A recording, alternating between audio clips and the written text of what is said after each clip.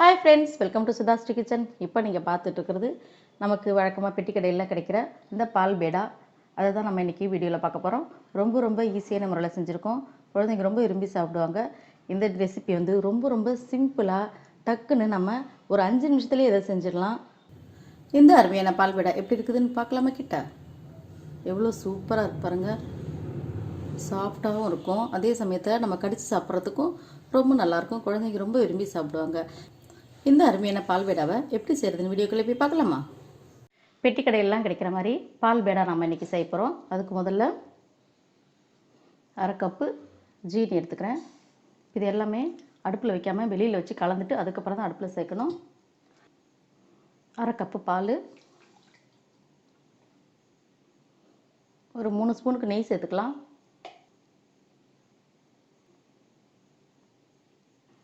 இந்த சக்கரை கரையிற அளவுக்கு நல்லா கலந்து விட்டுக்கலாம்.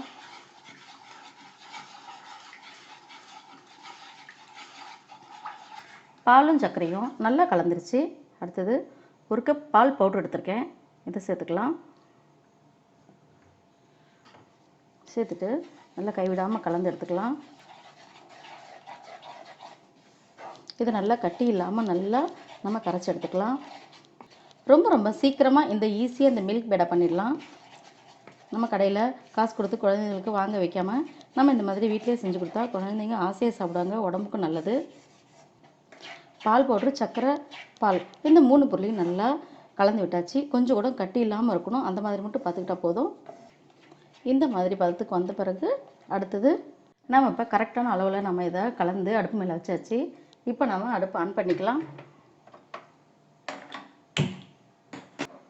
லோ ஃப்ளேமில் தான் வச்சுக்கணும். லோ ஃப்ளேமில் வச்சுட்டு கைவிடாமல் கலக்கணும். அப்பையும் கொஞ்சம் கூட கைவிடக்கூடாது. கைவிட்டோம்னா கீழே வந்து அடிப்பிடிச்சிடும், கலரும் மாறிடும். இந்த மாதிரி நல்லா ஒயிட்டாக இருக்காது. நமக்கு பால் பவுடர் என்ன கலரில் இருக்கோ அதே கலரில் வரணும்னா நம்ம கைவிடாமல் கலந்துக்கிட்டே இருக்கணும். ரொம்ப சீக்கிரமாக இது நமக்கு கட்டிப்பட்டுடும். கண்டிப்பாக அதை லோ ஃப்ளேமில் தான் வச்சு செய்யணும். மீடியம் ஃப்ளேமில் கூட வச்சு செய்யக்கூடாது. மீடியம் ஃப்ளேமில் வச்சு செய்கிற மாதிரி இருந்தால் நம்ம செஞ்சு முடித்த பிறகு ஒரு மாதிரி சிகப்பாக வந்துடும். அப்புறம் உடச்சி சாப்பிட்ற மாதிரி தான் இருக்கும். கரெக்டாக 3 நிமிஷம் நான் இதை கைவிடாமல் கலந்துட்டு இருந்தேன். இப்போ தான் லேசாக இறுக ஆரம்பிக்குது. இப்போ இன்னும் கொஞ்சம் நல்லா இறுக ஆரம்பிச்சிருச்சு. இப்போ பேனில் ஒட்டாத அளவுக்கு வர்ற வரைக்கும் நம்ம இன்னொரு 2 நிமிஷம் கலந்த போதும். இப்போ இந்த மாதிரி பேனில் ஒட்டாத அளவுக்கு வரணும். அப்போ நம்ம கையில் எடுத்து பார்த்தோம்னா இப்படி நல்லா உருண்டையாக வரும். இந்த மாதிரி ஸ்டேஜ் வரும்போது நம்ம எடுத்துடணும். இப்போ ஸ்டவ் ஆஃப் பண்ணிக்கலாம். ஸ்டவ் ஆஃப் பண்ணிவிட்டு ஒரு நெய் தடவுன்னு இந்த பிளேட்டில் நம்ம இந்த மில்க் பேடாவை இப்படி ட்ரான்ஸ்ஃபர் பண்ணிக்கலாம். இதிலே இருந்துச்சுன்னா ரொம்ப செவந்துடும். இப்போ கை பொறுக்கிற சூடு வர வரைக்கும் கொஞ்சம் வெயிட் பண்ணுவோம். ஒரு 10 நிமிஷம் சூடு ஆறின பிறகு என்ன செய்யறதுன்னு பார்க்கலாம்.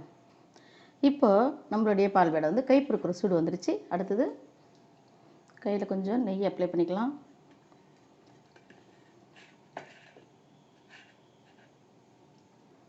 முதல்ல இந்த அளவுக்கு எடுத்துக்கலாம். எடுத்துட்டு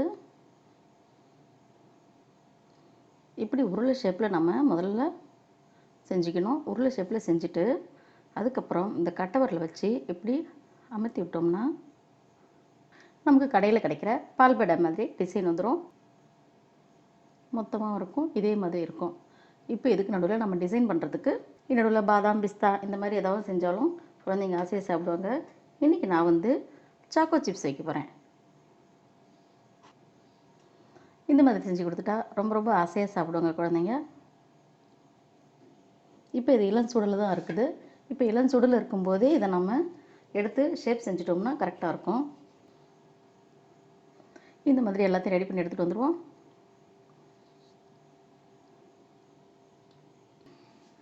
நம்ம அடுத்த 1 கப் பால் பவுடருக்கு இந்த மாதிரி 15 பால் பேடா வந்திருக்கு.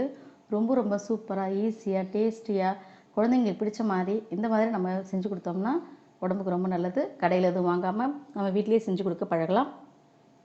நம்மளோட பால் பேடா ரெடி. உங்களுக்கு இந்த பால் பேடா பிடிச்சிருந்துச்சுன்னா சுதாஸ்ரீ கிச்சனுக்கு சப்ஸ்கிரைப் பண்ணுங்கள், ஃப்ரெண்ட்ஸ் அண்ட் ரிலேட்டிவ்க்கு ஷேர் பண்ணுங்கள், லைக் பண்ணுங்கள், கமெண்ட் பண்ணுங்கள். ஆரோக்கியமானதையே சமைப்போம், ஆனந்தமாக இருப்போம். தேங்க்யூ.